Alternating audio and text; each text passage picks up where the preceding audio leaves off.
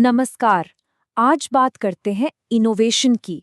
मतलब ये बड़े बड़े आइडियाज आते कहाँ से हैं। आज हम इसी की पूरी आर्किटेक्चर को समझने वाले हैं और देखेंगे कि अगला बड़ा आइडिया शायद बहुत ही करीब है। अच्छा, एक सवाल से शुरू करते हैं, ठीक है? जरा सोचिए, अगर किसी तरह आप टाइम में 500 साल पीछे चले गए और वहां किसी को इंटरनेट समझाने की कोशिश कर रहे हैं, क्या वो समझ पाएगा? शायद नहीं, है ना? और ऐसा नहीं है कि वो लोग कम समझदार थे। अरे नहीं, बात बस इतनी सी है कि इंटरनेट को समझने के लिए जो चीजें चाहिए, जैसे बिजली, कंप्यूटर, नेटवर्किंग, वो सब तो उस दुनिया में थी ही नहीं।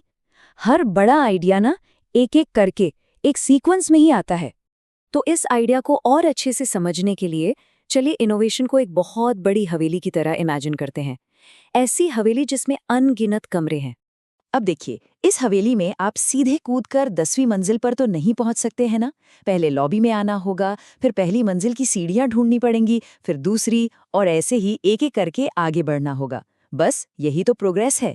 ये हमेशा सीक्वेंशियल होती है। जो पहले से मौजूद है उसी पर अगला कदम रखा जाता है।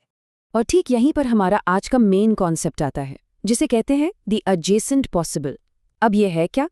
इसका सीधा सा मतलब है वो सारी चीजें जो आज की तारीख में जो कुछ भी मौजूद हैं, उससे बस एक कदम दूर हैं। ये वो अगले दरवाजे हैं जिन्हें हम आज खोल सकते हैं।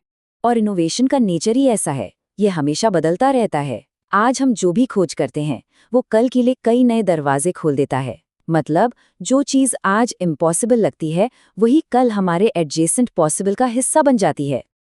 और इसे कहते हैं the shadow of the future. सोचिए, जब भी आप उस इनोवेशन वाली हवेली में एक नया दरवाजा खोलते हैं ना, तो अंदर आपको 3 और नए दरवाजे दिख जाते हैं। हर एक खोज आने वाले कल की संभावनाओं को कई गुना बढ़ा देती है। तो सवाल अब ये उठता है कि इन नए दरवाजों को ढूंढें कैसे, इन्हें खोलें कैसे? इसके लिए 3 मेन चाबियां हैं। चलिए एक एक करके इनको समझते हैं। पहला पिलर या पहली चाबी है रिकॉम्बिनेशन।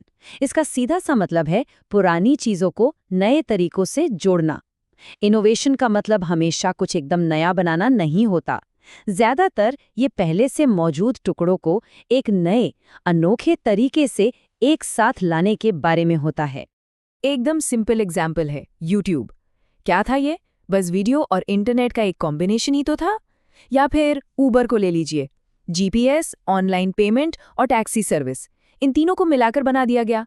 कुछ भी जीरो से नहीं बनाया गया, बस पहले से मौजूद चीजों को स्मार्ट तरीके से मिला दिया। अच्छा, दूसरी चाबी है दी एरर फैक्टर। कभी कभी क्या होता है ना, गलतियां या ऐसे रिजल्ट्स जिनकी हमने उम्मीद ही नहीं की थी, वो हमें एक नए एडजेसेंट कमरे का रास्ता दिखा देते हैं। पेनिसिलिन की खोज इसका सबसे बड़ा उदाहरण है। वो पूरी तरह से एक एक्सीडेंट था, एक गलती से हुई थी। और हमारी तीसरी चाबी है मल्टीडिसिप्लिनरी होना। मतलब अलग अलग फील्ड्स की नॉलेज रखना। सोचिए, अगर किसी को सिर्फ एक ही फील्ड के बारे में पता है तो उसके पास खोलने के लिए कम दरवाजे होंगे। लेकिन जब 2 अलग अलग फील्ड्स का ज्ञान आपस में मिलता है ना, तो संभावनाओं का जो पूरा दायरा है वो अचानक बहुत बड़ा हो जाता है। तो चलिए, अब तक जो थ्योरी समझी उसे जरा प्रैक्टिकल दुनिया में लाकर देखते हैं। मतलब अगर कोई कंटेंट बना रहा है या अपने करियर को आगे बढ़ाना चाहता है, तो उसके लिए इस सब का क्या मतलब है। खासकर जो लोग कंटेंट बनाते हैं उनके लिए ये समझना बहुत जरूरी है। कोई एकदम ही out of the world idea सोचने की जबरदस्ती मत कीजिए। इसकी जगह अपनी जो मौजूदा नीश है, जो टॉपिक है, उससे बस जुड़ा हुआ एक एडजेसेंट टॉपिक ढूंढिए। कुछ ऐसा जिसके बारे में ऑडियंस को थोड़ा थोड़ा पता तो हो, पर पूरी कहानी न मालूम हो। और यही सेम चीज स्किल्स बनाने पर भी लागू होती है। मान लीजिए किसी ने कोडिंग सीख ली, तो अब अगला एडजेसेंट कदम क्या हो सकता है? शायद एआई प्रॉम्प्ट इंजीनियरिंग या फिर यूआई यूएक्स डिजाइन, है ना? एक स्किल दूसरी स्किल के लिए दरवाजा खोल देती है। तो बात का सार ये है कि महानता के पीछे भागने की या उसे जबरदस्ती हासिल करने की कोशिश नहीं करनी है। बस अपना जो एडजेसेंट पॉसिबल है उसमें अगला लॉजिकल कदम उठाना है। ग्रेटनेस तो उस रास्ते पर चलते चलते अपने आप मिल जाती है।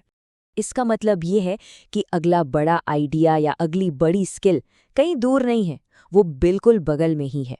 बस उस दरवाजे को पहचानने और खोलने की देर है। तो अब सवाल ये है कि वो कौन सा अगला दरवाजा है जो खोले जाने का इंतजार कर रहा है।